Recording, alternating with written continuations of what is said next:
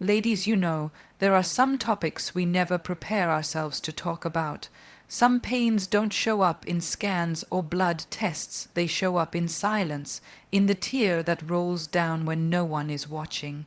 One of those painful silences is miscarriage, and what's worse than the pain is the guilt that follows, the whispered blame, the questioning looks, the what did I do wrong, that echoes long after the loss.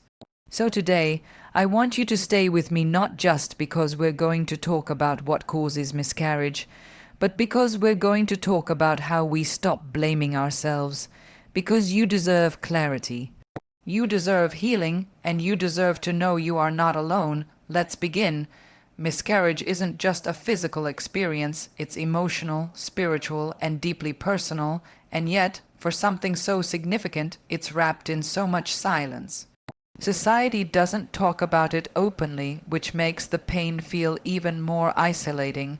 When a woman loses a pregnancy, it's not just cells or tissue she loses, it's hope. It's a future she had already started dreaming about. The sound of little feet on the floor, the name she'd whispered to herself late at night, the first laugh, the first steps, all of it disappears in an instant, and no one prepares you for that kind of grief. That silence around miscarriage becomes the breeding ground for guilt. So many women sit alone, wondering if it was the coffee they drank, or the stairs they climbed, or the one stressful day at work. They wonder if their body betrayed them. They search for answers in everything they did in the past few weeks. The mind becomes a detective in a crime that never had a culprit. It's exhausting and it's cruel. And I want to say this out loud, clearly and without hesitation. You did not do anything wrong. Most miscarriages are completely out of our control, and yet we carry the burden as if we could have stopped it somehow. That's the twisted lie pain tells us, that we could have prevented it if only we were better, healthier, calmer, stronger. But loss doesn't work that way. Biology doesn't follow emotion. You can love a pregnancy with all your heart and still lose it. And that's what makes miscarriage so heartbreaking. It doesn't care how ready you were, how deeply you believed, or how badly you wanted it. We need to create space to talk about this pain. We need to stop brushing it under the carpet as if it's something to be ashamed of. It's not. Miscarriage is real, it's common, and it's devastating. It's not a weakness, it's not a punishment, it's not a flaw in your womanhood, and the more we acknowledge that, the more we empower women to speak without fear, to grieve without apology, and to heal without guilt. Every woman who has experienced a miscarriage needs to hear this. Your grief is valid, your tears are justified, and your story matters. You don't have to minimize your pain because someone else tells you at least it happened early, or you can try again. This wasn't just a pregnancy, it was a child in your heart, and when that child leaves too soon, the heart breaks in places people can't see. That's why speaking up is so important, because when one woman shares her story, it gives another woman the courage to share hers. And that shared vulnerability, it becomes a sisterhood, a healing circle, a reminder that we are never truly alone. So if you're in that place right now, sitting in silence, holding your breath through the ache, know this, your body didn't fail you. You didn't fail yourself, you are still whole, you are still worthy, and one day when you're ready, you will rise from this, not because you forget, but because you choose to live to remember, to love again, even with a scar. Because that scar, it isn't a sign of weakness. It's proof that you survived something most people never talk about. And still, here you are, still standing, still breathing, still worthy of joy. The medical truth about miscarriage is something many people don't talk about enough. Yet it's where real healing begins. When a woman experiences a miscarriage, the first question she asks is, why? And often, the silence that follows is more painful than the loss itself. But science does offer answers. The most common cause of miscarriage, especially in the first trimester, is chromosomal abnormalities. That means the embryo simply didn't develop in a way that could result in a healthy pregnancy. It wasn't because of something you ate. It wasn't that one late night. It wasn't the day you cried too much. It was nature, biology, the human body doing what it was designed to do. Recognize when something isn't right and let go. Now, that might sound cold or clinical, but it's not meant to be. It's meant to free you, because once you understand the most common cause is beyond your control, you can stop blaming yourself. We live in a world that teaches women to carry the weight of everything. When something goes wrong, especially with our bodies, we're taught to examine ourselves first. Was I too active, too careless, too stressed? But the truth is, in most cases, miscarriage happens because the cells didn't divide properly. The chromosomes didn't match up. The DNA didn't form in a way that could sustain life. It's that simple and that complicated. Still, women continue to torment themselves. They look back at every detail of their routine. Did I take the right vitamins? Did I rest enough? Did I work too hard? These questions haunt them long after the physical symptoms have passed. And that's exactly why this knowledge is so powerful. Because when you know that up to 70% of early miscarriages are caused by chromosomal issues, you begin to let go of that invisible guilt. You begin to realize that sometimes the universe has its own reasons, reasons we may never fully understand, but that don't make us any less worthy of becoming mothers. It's also important to recognize that miscarriage is common. 1 in 4 pregnancies ends this way. 1 in 4. That means millions of women walk through the world with invisible scars. And if it's happening so frequently, why is no one talking about it? Because shame has been stitched into the fabric of our conversations about women's bodies. That needs to change. You are not a statistic, but knowing the statistics can remind you, you are not alone.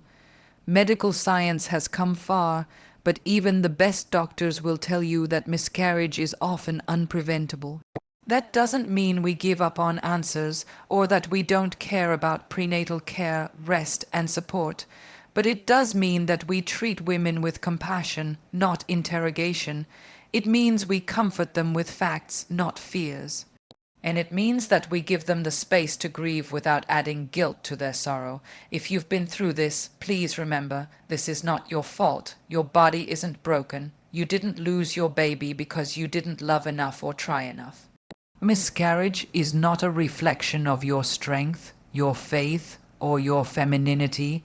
It's a medical event, yes, but it's also an emotional earthquake. So be gentle with yourself.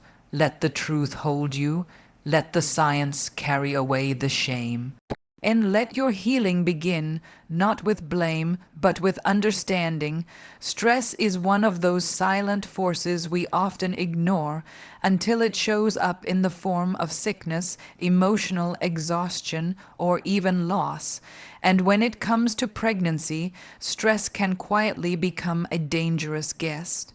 No, it may not be the main cause of miscarriage, but make no mistake, it plays a role, and it's one we don't talk about enough.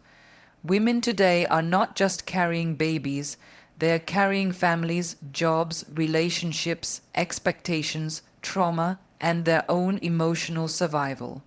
And that constant emotional weight, it impacts the body in ways we often underestimate. Imagine a woman who is smiling at work, managing a team, preparing dinner every night, checking off 1,000 boxes on her list, but inside, she's barely holding it together. Her mind is racing, her heart is heavy, and somewhere deep inside her womb, new life is trying to form. But how can a body build new life when it's constantly in fight or flight mode? When the mind is full of worry and the heart is full of fear, the body listens. Cortisol levels rise, blood pressure shifts, hormonal balance gets disturbed, and in some cases, all of this can create an environment that makes it harder for a pregnancy to thrive. Let's be clear, stress alone does not cause miscarriage. But chronic, unmanaged stress can disturb the delicate hormonal harmony needed to sustain pregnancy. It can interfere with implantation, It can increase the risk of complications, and more than that, it steals the joy out of what should be a sacred, beautiful time in a woman's life. Instead of peace, she feels pressure. Instead of bonding with her growing baby, she's battling invisible fears and that emotional chaos. It's a burden no woman should carry alone. The problem is, most women don't feel they have permission to pause. Society tells them they have to be strong, to push through, to stay productive, to not think about it too much. But how do you not think about the life growing inside you? How do you ignore the fear of losing it, especially if you've been through it before? It's impossible. So instead, women hide it. They smile through tears. They work through heartbreak. They carry stress like it's just another part of being a woman. And in doing so, they silence the very warning signs their bodies are trying to send. We need to change that narrative. We need to stop treating rest like a reward and start treating it like a necessity. We need to remind women that emotional safety is just as important as physical safety. That protecting your peace is part of protecting your pregnancy. That saying no to stress is saying yes to your baby, and that asking for help isn't weakness, it's wisdom. If you are pregnant or trying to be, take a moment and really listen to your heart. Are you overwhelmed, anxious, carrying unspoken trauma? Then it's time to prioritize healing. Whether that's through meditation, therapy, journaling, prayer, or simply having someone to talk to, it matters. You matter. Your emotional well-being isn't a luxury. It's part of your prenatal care. And if you've been through a miscarriage and you've wondered whether stress played a part, please don't blame yourself. Don't carry guilt for being human. Yes, stress can be a factor, but it's never the whole story. You did your best with what you had, and that is always enough. Let go of the blame, embrace the truth. And remember, peace is a powerful medicine. You deserve it, especially now. When we think about miscarriage, we often jump straight to medical explanations. But one area that rarely gets the spotlight it deserves is lifestyle and nutrition. The small daily habits that quietly shape our bodies and eventually our pregnancies. We live in a time where convenience often trumps consciousness. Fast food becomes dinner, rest becomes a luxury, and I'll take care of myself later, becomes a daily mantra.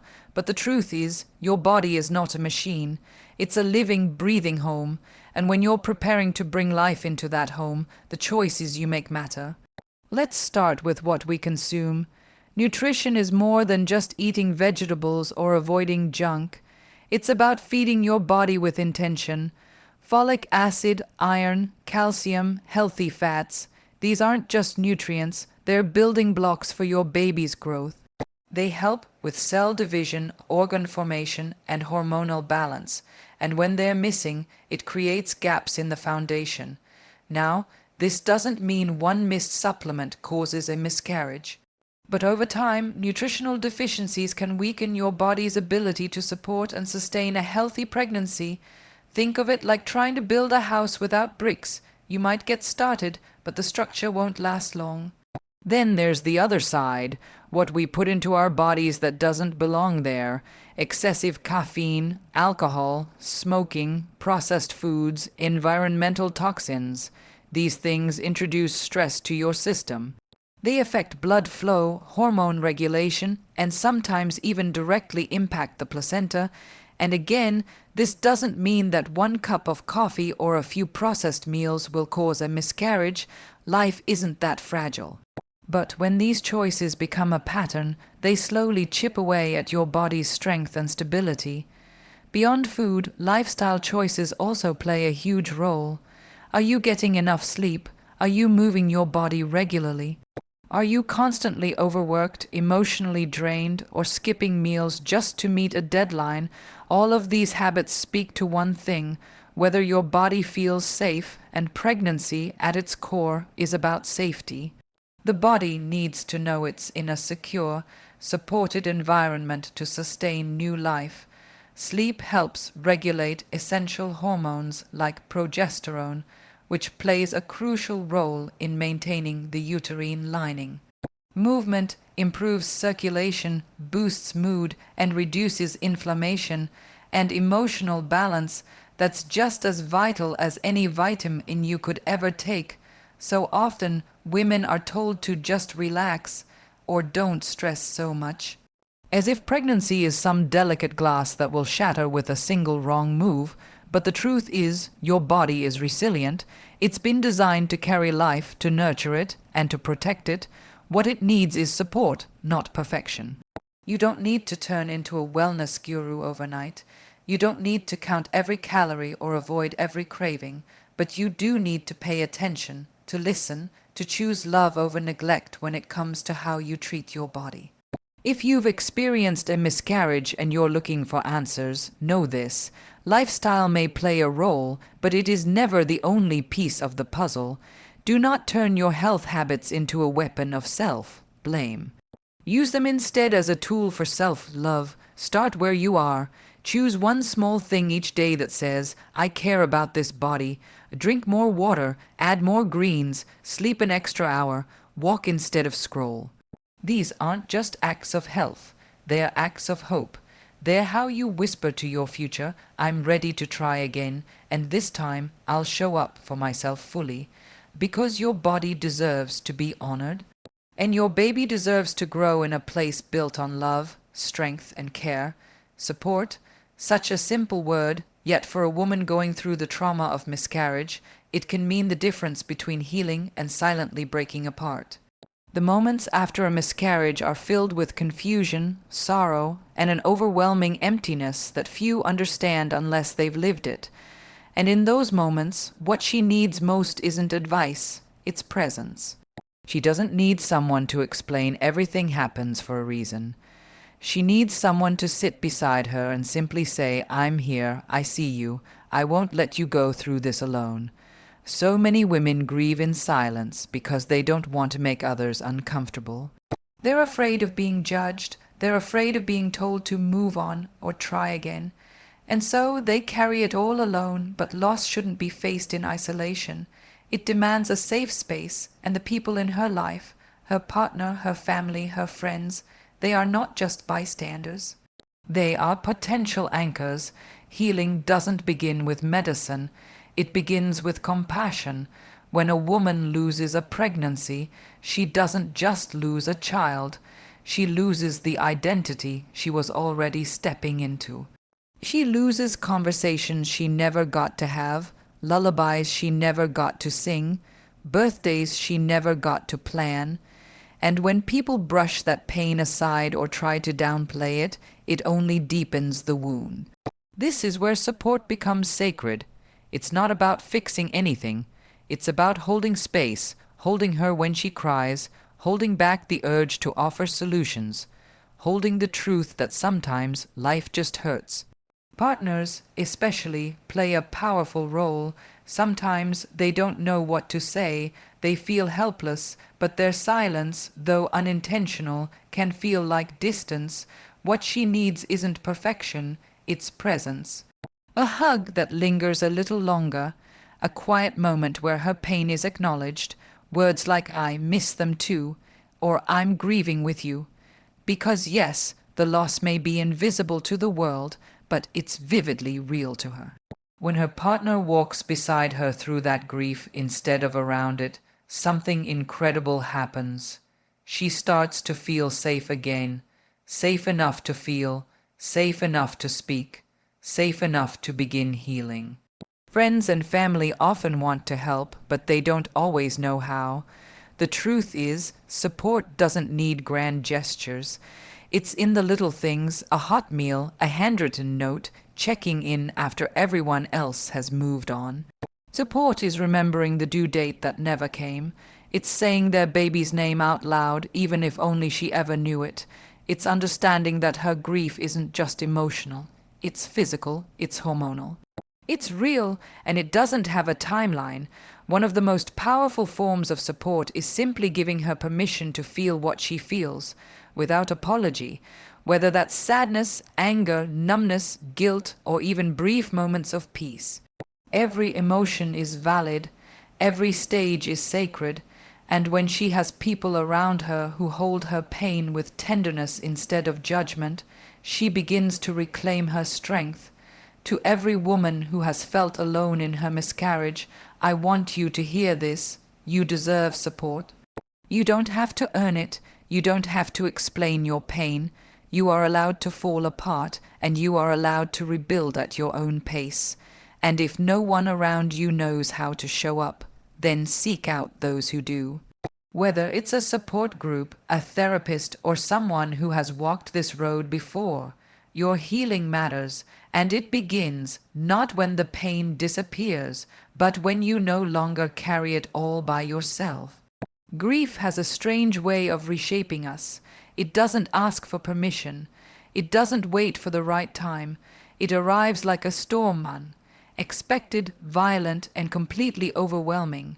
And miscarriage is one of those storms that strikes at the very center of a woman's soul. It's not just about losing a pregnancy. It's about losing a dream, a heartbeat, a future.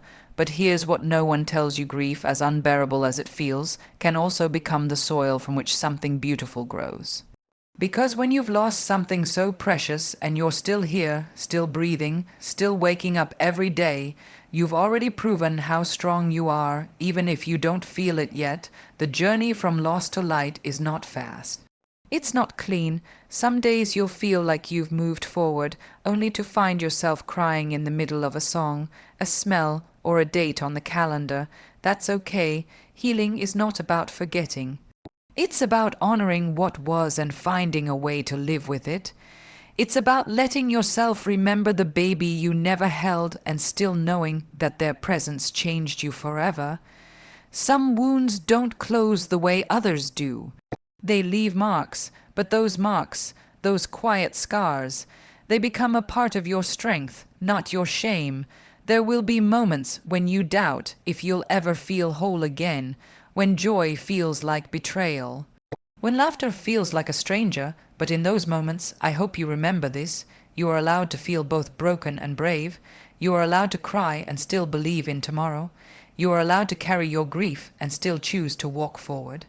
Because the most powerful thing you can do after loss is to live with intention, not for anyone else's timeline, not because the world expects you to move on, but because deep down you know your story isn't over. It's just changing. You may not see it now, but this pain, this deep soul, crushing loss, will one day become a part of your purpose. You will speak, and someone else will finally feel seen. You will comfort, and someone else will finally feel understood. Your silence will turn into strength. Your suffering will become your empathy, and you will love harder, deeper, and more fiercely than ever before, because you will know what it means to truly lose and still have the courage to open your heart again. There is no timeline for when the light returns. For some, it comes softly in the words of another woman saying, "Me too."